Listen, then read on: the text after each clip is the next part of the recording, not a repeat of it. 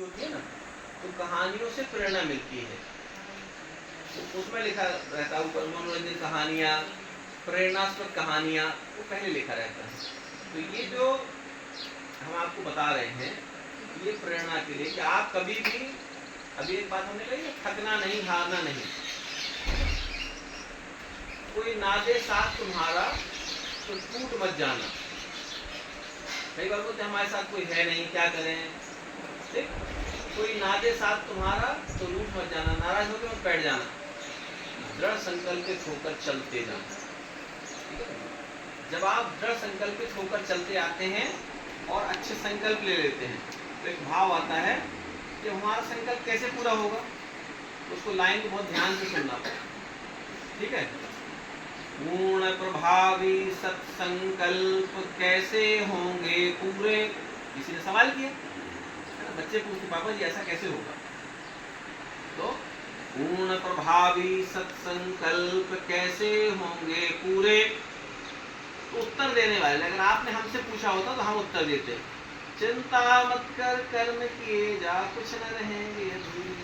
अब इसके लिए क्या करना पड़ेगा, सोच सदा सच्ची हो, भावना अच्छी हो, ईश्वर हरदम साथ खड़ा है, बस चल धीरे धीरे।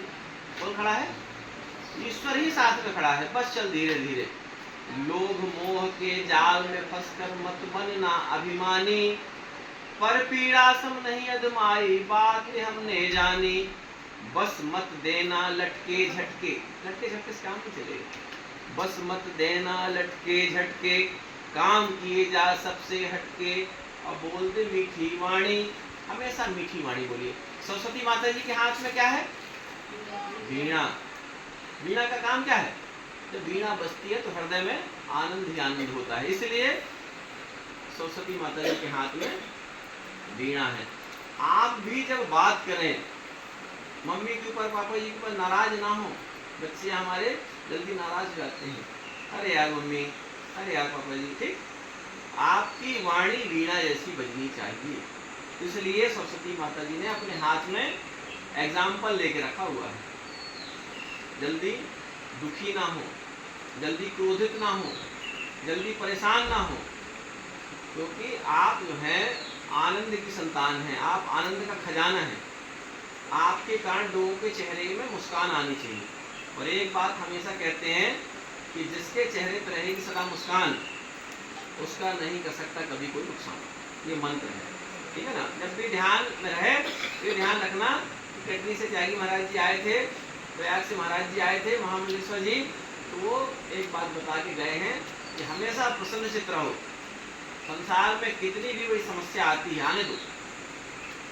आपको मालूम है, जैसे कि आप लोग गृहस्थ जीवन में हैं, गृहस्थ जीवन बहुत कठिन जीवन है, ठीक है। फिर गृहस्थ के बाद वाला जीवन है, संन्यास वाला जीवन है, ये और कठिन है, क्योंकि इसके अनुभव के बाद उस अनुभव को पाना और उस अनुभव में जीना। क्यों? अभी जहाँ जाएंगे बोले देखो बाबा जी लोग निकले हैं, ये लोग जो है पता नहीं किससे क्या मांग।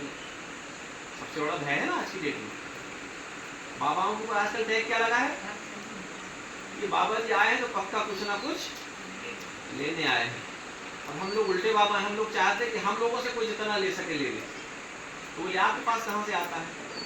तो हम लोगों के पास जो है, पेड़ के पास फल कहाँ से आते हैं बताओ?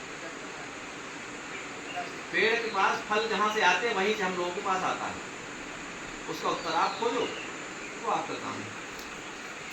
जब आप बीज डालते हैं तो क्या उस समय फल होता है पेड़ में? फल पेड़ ही नहीं होता है। बीज, एक बीज से एक वृक्ष तैयार हुआ। अभी आपके यहाँ देखो गाड़ी के पास आम लगा हुआ है, अभी आम जो लगा हुआ है इसमें क्या पहले से आम था?